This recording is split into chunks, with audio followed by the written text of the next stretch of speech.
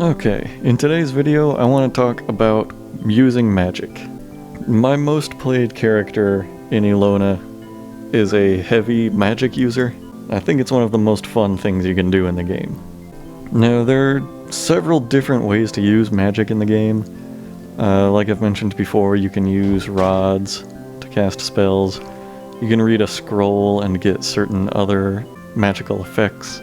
But the most reliable way to have some magic at your disposal is by actually learning it and just casting it. You might have happened to learn some spells just through random encounters like sleeping at night. Sometimes you'll learn a random spell that way. And to open up the menu of all the spells that you know at the moment, you press V. Now obviously, this is a character that I've played quite a bit, so he's got 5 pages worth of spells. The most common one I use is Magic Tart, so I pick that, and just like firing a gun or shooting an arrow at something, it'll just target the nearest enemy and, in this case, easily kill it. But let's go into how you actually learn these spells, because Elona's system is pretty different from pretty much any other game I've played.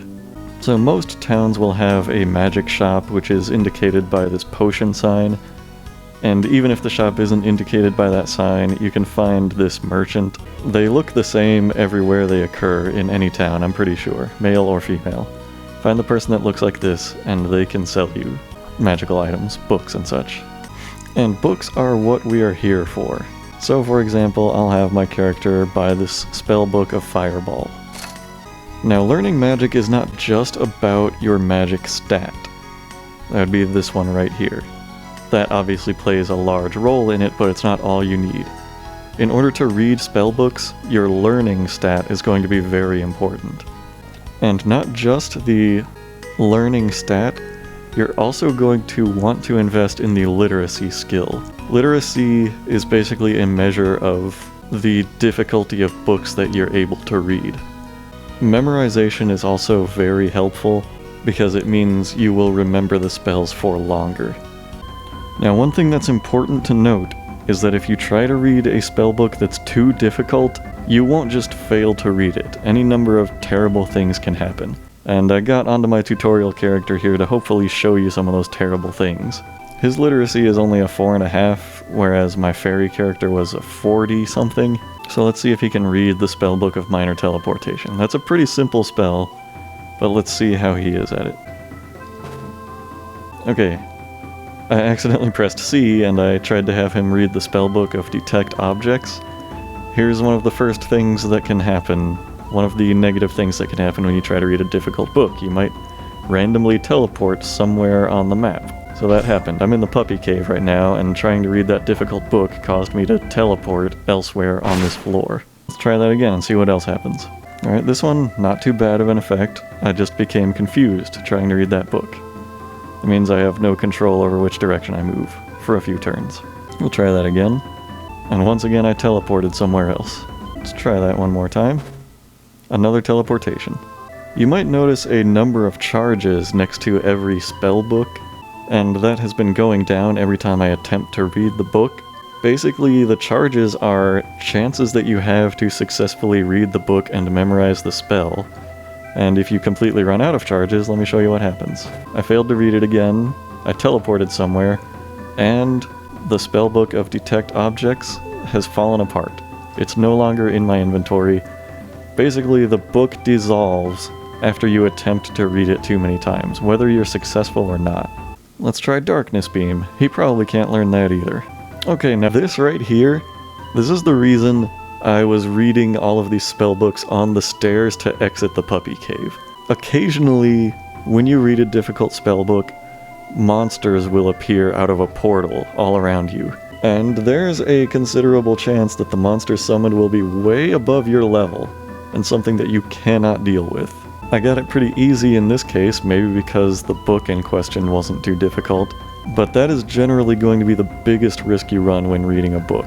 Another random thing that can happen to you when you're reading a difficult book, it might absorb all of your mana. This is generally not that big of a deal, because that'll just regenerate, but if you try to immediately read another difficult spellbook when your mana is already absorbed, it might then take away from your life bar, and even possibly kill you. So just wait a little while if your mana gets absorbed.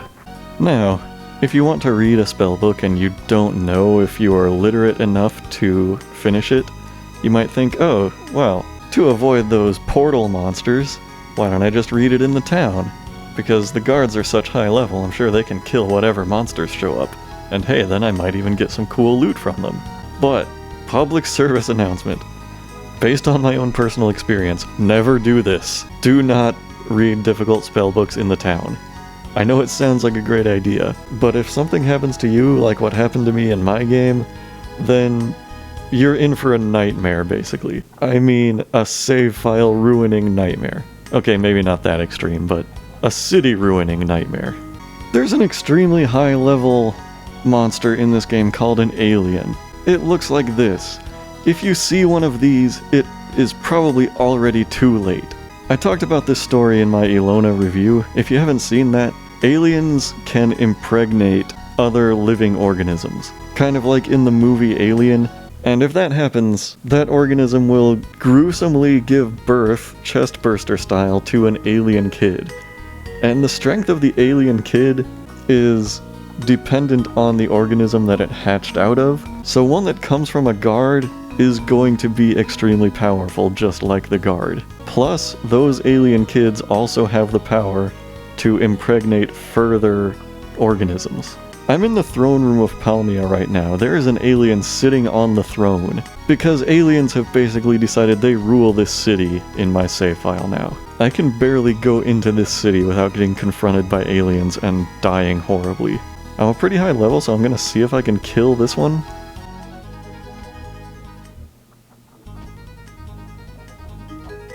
Alright, that one's dead.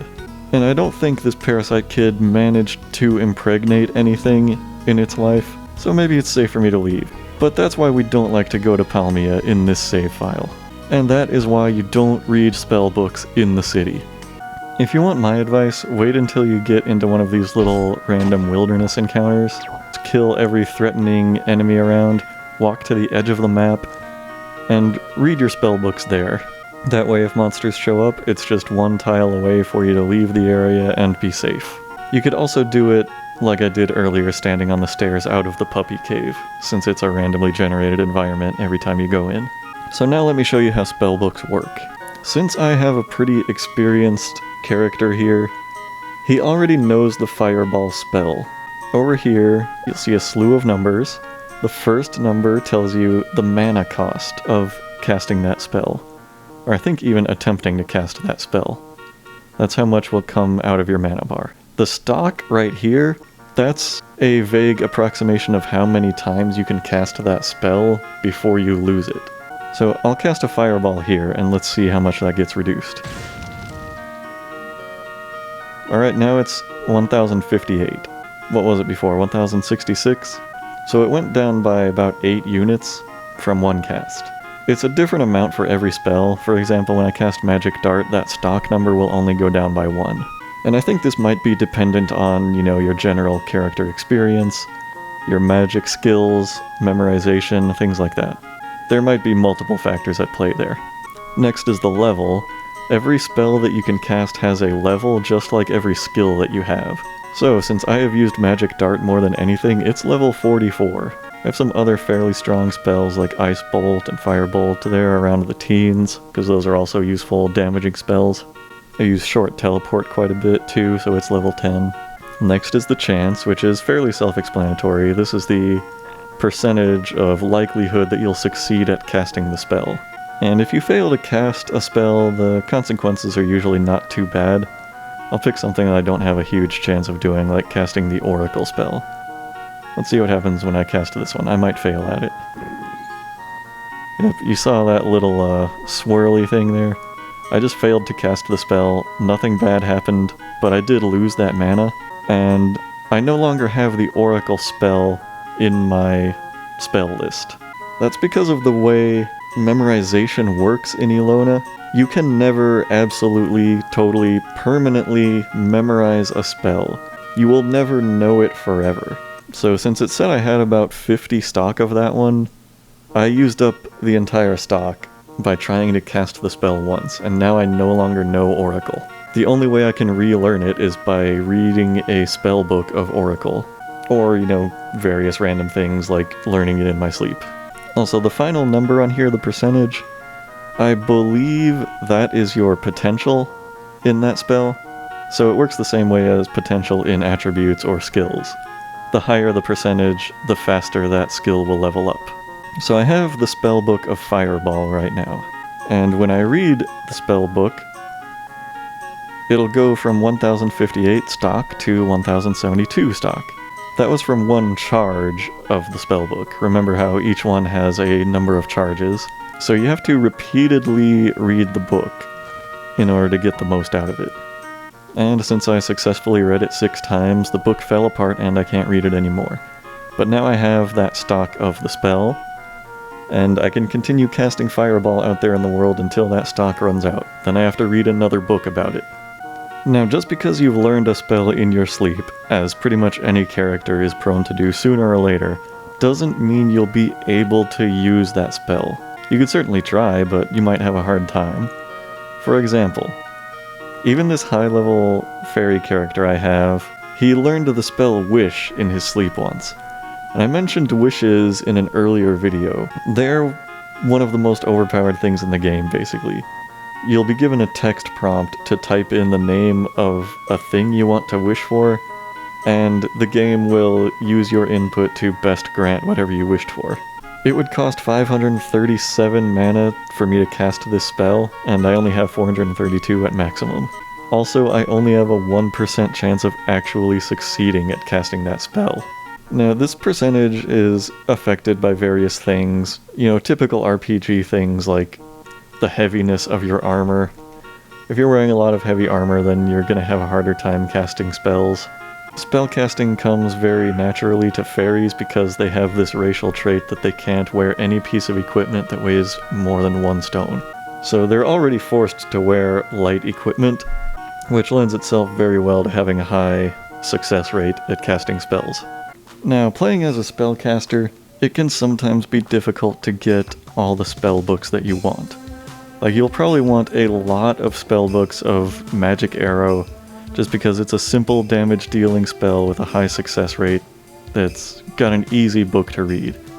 But, suppose you go into the magic shops all around town and you don't see any spellbooks of Magic Arrow. In fact, I'm at the magic shop in Vernus here, and the only damage dealing spell I could get is Lightning Bolt. Sometimes that's not just going to cut it through your adventures. That's why my advice, if you want to play a magic using character, it's a very good idea to join the Mages Guild. The Mages Guild is located all the way over here in the east in Lumiest. You go all the way to the western end of the town, and it's in their magic shop way over here. Down in these little stairs, they have an incredibly useful NPC called the Spell Writer. And you can tell this person, I want to reserve some books, and they will give you a list of any books that you have successfully read in the past, and you can reserve those books. When you say that something is reserved, that means this shop will do their best to keep that book in stock, and they will sell it to you anytime you want. So I reserved all of the spells that I use the most, and here you can see I just have pages and pages of useful damage-dealing spells here. Right now he has 6 books of Magic Arrow in stock, with various amounts of charges. That's enough to keep me going for a long time, as well as all kinds of other things I use like Darkness Beam, Illusion Beam, Firebolt, Ice Bolt, Lightning Bolt, Teleportation. It's all here. I would say this is hands down the best reason to join the Mages Guild, and I'll tell you how that's done. It's fairly simple to do. Since I've already done it on this character, I can't show you exactly how the quest line goes, but you'll talk to this person right here with the green hair, and when you're not in the guild yet, they'll actually be standing on that stairway, and you can't move them. Now, as you travel around the dungeons, I think even the Puppy Cave, you'll find these white books here. They're not labeled spell books, but ancient books. You'll need to start collecting those. If you think there's any chance that you'll want to join the Mages Guild at any point, you need to start collecting those ancient books. Hold on to every single one that you see. Now, once you've identified the ancient books, there are about 15 different varieties of them. Like this one right here is tier 1, this one right here is tier 2. The lower tier ones are easier to read, but they won't have as much value toward your mage guild quest. So you'll have to read one to decode it, and reading it works just like reading a spellbook. So I'll do that, and it says right here, once you've decoded it, for whatever reason the game calls it an undecoded ancient book, but it means the opposite, it actually is decoded. And the charges don't mean anything here, like, well, they mean something. Unlike spellbooks, the charges here don't mean that you'll gain more from the book if it has more charges. It's just a number of attempts that you'll get to decode the book before it dissolves. So if this book has 3 charges, but I only need 1, I've decoded it, and those 2 extra charges don't do anything. So once you've decoded some books, come back to the magic shop here in Lumiest. You'll walk over to this drop box here, the delivery chest, open it up, and you put some books inside. Now, since I'm already in the guild, it says in the message log that I gain guild points. Now, to get into the guild for the first time, you need to build up 30 points in your translation work, or your decoding work. So the books that I just put in were worth 2 points each. The book I have right here is worth 1 point. So you need to get up to 30 to join the guild for the first time. Me, since I'm already in the guild, putting more of these in will make me build up my rank, which I think just gains me rewards in the form of money and rare spell books and things like that. It's not something you have to do by any means, because really, the best part of being in the Mage Guild is honestly the spell writer. So that's pretty much all you need to know to get started playing a magic character. It's something I highly recommend doing at some point or another. Now we're reaching a point in the tutorials where I feel like I've gone over pretty much all of the most important basics. There might be 1 or 2 more videos to come, most likely sort of Q&A videos. If there's anything you really want to know about that I haven't touched on at all, try and leave me a comment, and hopefully I get to that before the next video.